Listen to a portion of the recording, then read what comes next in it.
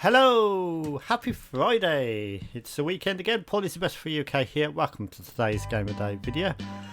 So this is a Super Nintendo game and this is a game called Out to Lunch. Now I've never heard of this one, so it's actually licensed by Nintendo and it's by Mindscape. I think, did Mindscape?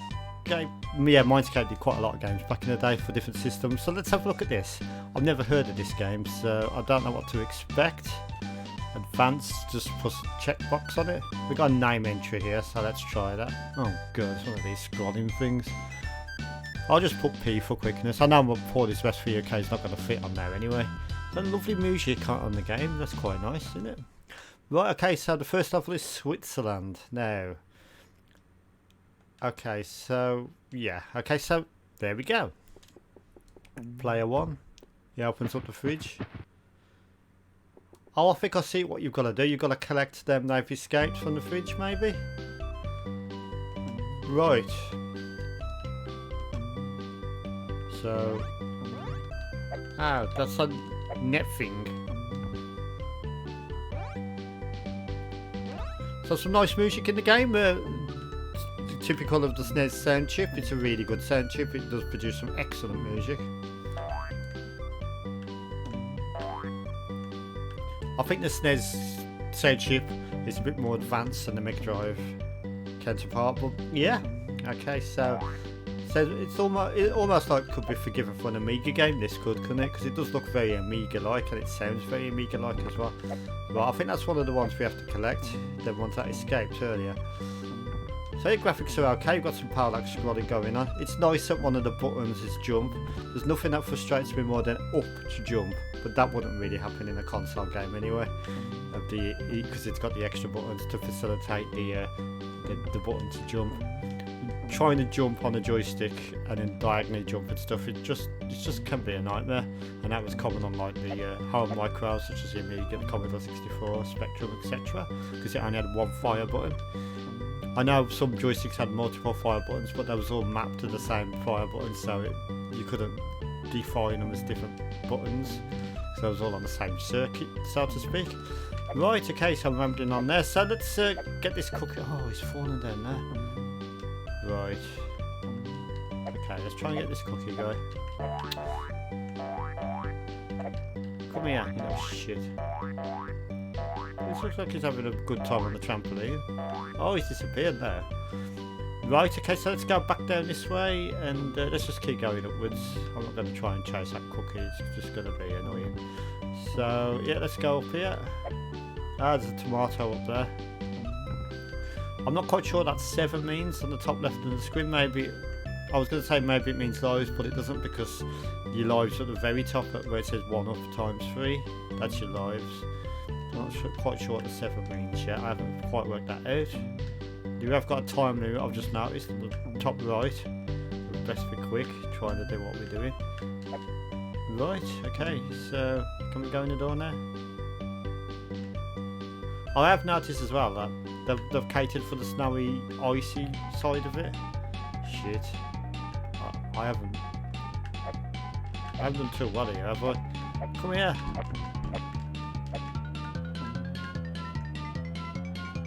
Oh shit, you've got to take up to the cage there now. I didn't realise that.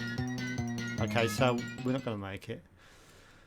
So that wasn't too good. So it's going to show us what we've got to get. We've got a mushroom, a tomato and a cookie. I think I know what you've got to do. I think I was playing the game wrong. You've got to collect all of them and take them to that bottom bit down there. This does remind me of another game called Catch 'em. Do you remember Catch 'em? That was on the Amiga. That's like you have to sort of collect the escaped pets or the escaped wildlife and put them in a cage. I think that's sort of a similar idea to this, but with food instead. So okay, so let's try and get this cookie here. I think you got to jump on him before you can actually catch him. So there we go. Stun him a bit. Take him up. There we go, I've just dropped him in the... yeah, I think I'm grasping the idea of this now. Like I said earlier in the video, I've never played the game before, so it's a learning curve for me. So, okay, so... well, don't tell me he's going to escape from that, please, because that would be so annoying. Right, let's use a spring or trampoline to our advantage. I can't get up there, it's not high enough. Alright, let's go the old-fashioned climbing way. Oh, it's quite... One thing I did notice about the game, it's sort of slightly annoying to play actually. It can be. Right, let's just keep going. Right. Okay, there's a mushroom there. Watch out for this boulder guy. Oh, you fuck. So I think you're playing as some sort of chef. It would explain the game mechanics out to lunch. Oh, come here, mushroom. It's being heavily guarded by that fucking boulder, man. Right, okay, let's just forget that idea. Let's go to the tomato instead. Right, jump on the tomato. One question is, can you take multiple at a time? Let's try that. Oh, it looks like you can. Okay, we'll take all them down and see if that helps us on our way. He's quite a cute looking chef, isn't he? Okay, you can't do it from the side. Can you do it from the top? There we go. Right, they're all in there now, so I'll presume what you've got to do now is go to that hut at the top of the level. I know the counter's gone down actually. It never said 7, it now says 3 earlier, so maybe I've got to collect 3 more. God, this is not an easy game, is it? Especially for the first level. Okay, I can't get up there that way, so let's try a different tactic here. Oh, now the time limit's running out again.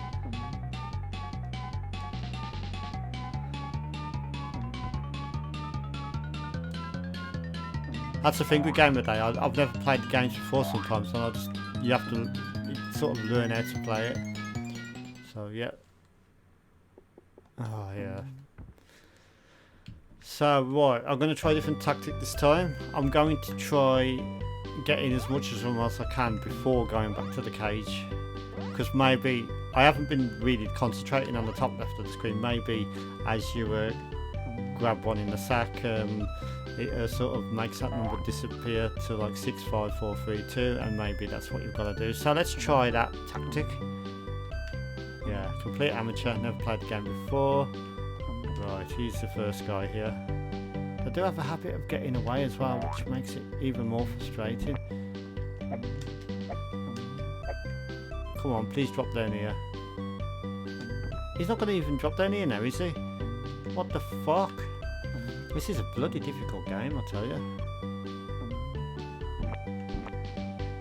Right. Okay, so 7 hasn't changed. So it doesn't change as you do it, so maybe it only changes once you release them into that cage. So the jumping aspect of this is quite frustrating because you can't jump through sort of platforms above you. You just hit your head on it, so which would coincide with real life, but yeah, it can be difficult in a video game. Right, okay, so we need to remember our tally so far. We've already got 1, even though it still says 7. So let's try. This boulder guy is a fucking nightmare. Oh, when you lose your energy, if you get damaged, you also lose the current one you've got in the bag. This is very hard. Can I swipe that fucking boulder? You can or not? I didn't realise. I thought that'd be too big for the sack. Right, let's get this tomato guy. Come here. Right. So yeah, let's keep going. So the idea is quite good actually. It's like innovative. It's not something fresh. I mean, sorry, it is something fresh. There's no sort of like originality issues with this, I don't think, for the time. Sort of like I don't like the jumps on it though. The jumps you have to be in the perfect spot or you just fall right down. Right, okay, so let's get these 2 guys here. Watch the time as well. I've only got 2. Trouble is when you get near them, they run away and then they start using the trampolines. This is really hard actually. This is a really difficult game. It's like the difficulty curve on this is not easy. I mean, you've got to get them all, then you. Nah. Okay, I'm going to have to pass review because I'm not going to get very far in this game, and I'm going to give it out to lunch on this Friday evening. A 7 out of 10. I just think the difficulty curve is a bit steep.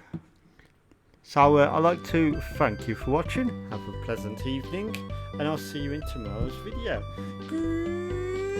Goodbye. Have a good Friday.